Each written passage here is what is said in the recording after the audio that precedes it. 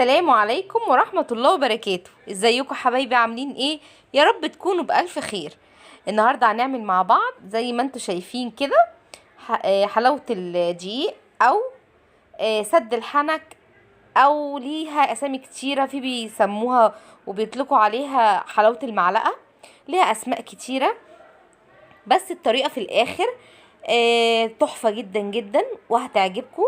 دي طريقة اهالينا زمان، طبعا ما كانش بيقدروا يعملوا كيكات ولا تشيز كيك ولا الحاجات دي، فهي دي كانت الحاجة الحلوة بتاعتهم في الشتاء كمان بتدفي. تعالوا نشوفوا الطريقة ونشوف المقادير وتشوفوا طريقتي. انا عندي كوباية دقيق ذرة، وعندي 4 معالق سكر كبار، وكوباية مية، وعندي 3 معالق زبدة كبار، والزبيب ده اختياري لو حابة تحطيه.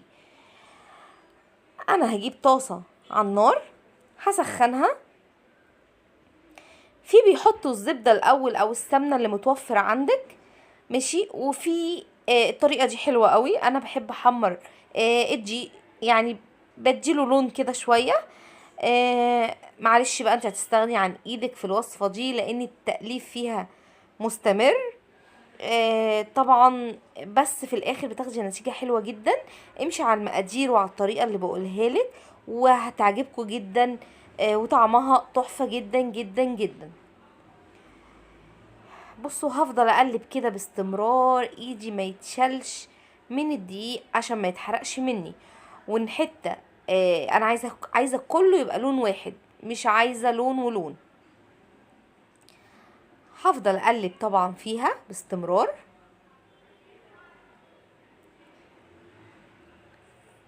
اقلب كده كويس. اهالينا تقريبا زمان ما كانش بيعملوا غير الحاجات الحلوه دي، اللي هي حلاوه الدقيق او سد الحنك. شايفين انا عندي هنا كوبايه الميه، وهحط عليها السكر وهقلبها ادوبها خالص. انا لازم تجهز عندي، وايدي برضو في الدقيق زي ما انا بعمل معاكم كده. هجهزها عندي عشان ما تحرقش عندي يا جماعه الدقيق، خلي بالكم. فلازم الميه بسكر او الشربات بتاعك يبقى جاهز. في بيعملوا سيرم، بس انا بحبها كده، بتبقى خفيفه وبتبقى طعمها تحفه وما بتبقاش مسكره قوي. انت لو حابه سكر زياده طبعا بتحطي، لو بتحبي الحاجه مسكره جدا. لكن هو كده قوامها وطعمها بيبقى حلو جدا، وما يموعش النفس خالص. افضل ايدي فيها كده. شايفين لو ملاحظين ابتدت دي ياخد معايا لون؟ شايفين؟ انا يا دوبك بس يعني تشويحتين كده وهبتدي انزل معايا بالزبده. لو مش حابه الخطوه دي بتحطي الزبده الاول او السمنه بتاعتك، بتسيحيها وبعد كده بتروحي حاطه عليها الدقيق.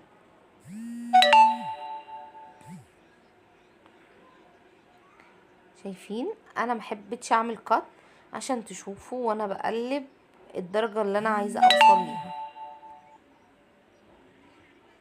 تمام قوي، حلو كده اللون بتاعه. انا هبتدي انزل عندي بقى بالزبده، بوسع حته كده في الدقيق وانزل بالزبده بتاعتي.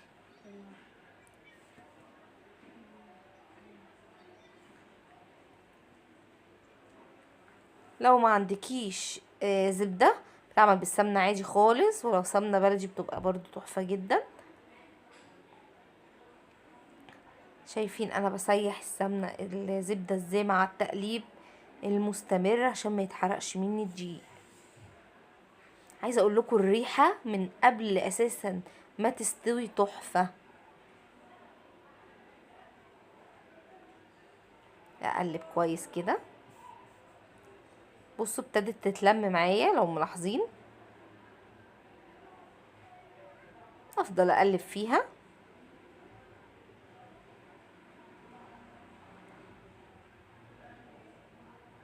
يلا حبايبي، لو اول مره بتشوفونا دوسوا لايك واشتركوا في القناه وفعلوا الجرس عشان يوصل لكم كل جديد. تمام، بصوا بتتلم معايا خالص ازاي. انا بقى عايزه اوصلها لدرجه لون معينه، مش عايزه احرقها. خلي بالكوا ايدي ما تشالش منها عشان ما تتحرقش. شايفين اللون ابتدى يغمق ازاي معايا؟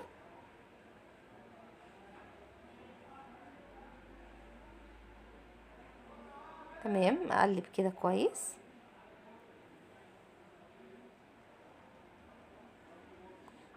اه يا جماعه الريحه تحفه، عايزه اقول لكم ان انا بموت فيها.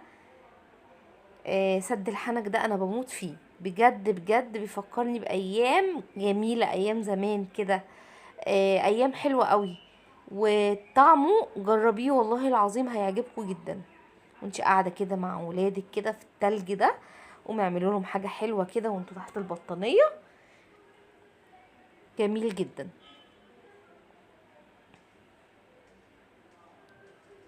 تمام، شايفين يا جماعه لونها بيغمق معايا ازاي؟ بس ما بيتحرقش، خدي بالك. طبعا عايزه اقول لكم ان انا ايدي خلاص مش قادره، بس كله يهون بسبب ايه؟ سد الحنك.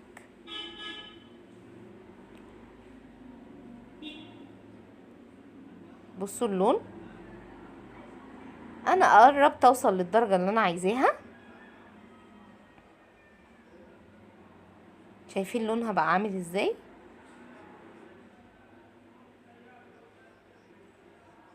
تمام، افضل اقلب كده كويس جدا.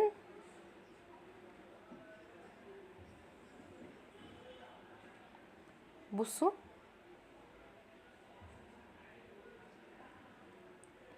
في المرحله دي انا هنزل بالزبيب، والزبيب ده اختياري. اهالينا طبعا زمان ما كانوش بيعملوها ولا زبيب ولا جوز هند ولا الكلام ده. وهديها تقلبتين، وهكون مجهزه طبعا الميه بسكر بتاعي، وهنزل بيه بقى في المرحله دي. بصوا اللون، خلي بالك بس ابعدي وشك خالص في المرحله دي، عشان بيطرطش جامد وبيبقى سخن جدا البخور. هنزل بيه واقلب كده، وهشوف.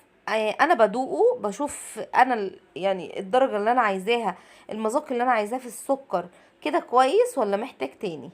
بصوا انا بنزل بيها واحده واحده زي ما انتوا شايفين، بنزل بالميه بسكر واحده واحده، بشوفه محتاج تاني.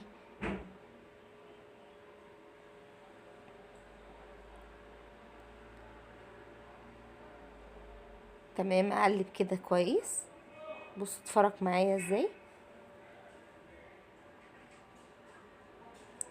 هنزل بمقية المقدار، وانا كده خلصت المقدار بتاعي.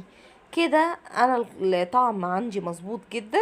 لو انت حابة تزودي تاني سكر، فانت بتعملي نفس الخطوة، بتدوبي السكر خالص في مية وبتزودي. انا كده كويس جدا بالنسبة لي الطعم، وسكرها كويس جدا. هفضل اقلب فيها بقى كده كام تقليبه كده لغايه لما احس ان هو نشفت خالص. شايفين بقى عامل معايا ازاي؟ كده تمام قوي. تعالوا بقى نقدمه مع بعض.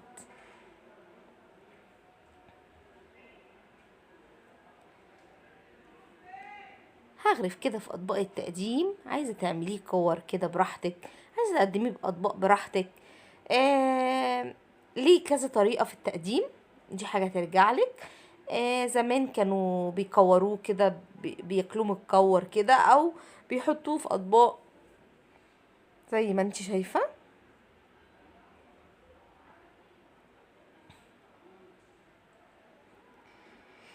اضغط عليه جامد كده. بصوا بيبقى متماسك ازاي.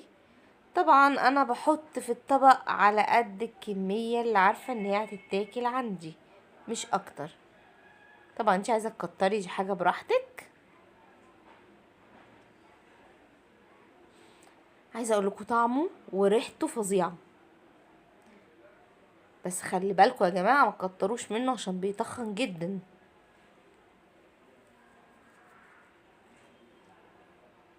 تحفة. نزينوه بقى باي حاجة عندنا. انا هحط شوية جوز هند كده فوق الوش، وهحط شوية زبيب.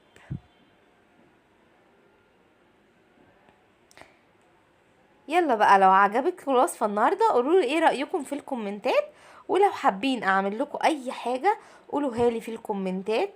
ولو اي سؤال هرد عليكم، اي استفسار حابين تسألوه قولوهولي في الكومنتات. يلا حبايبي، مع السلامة.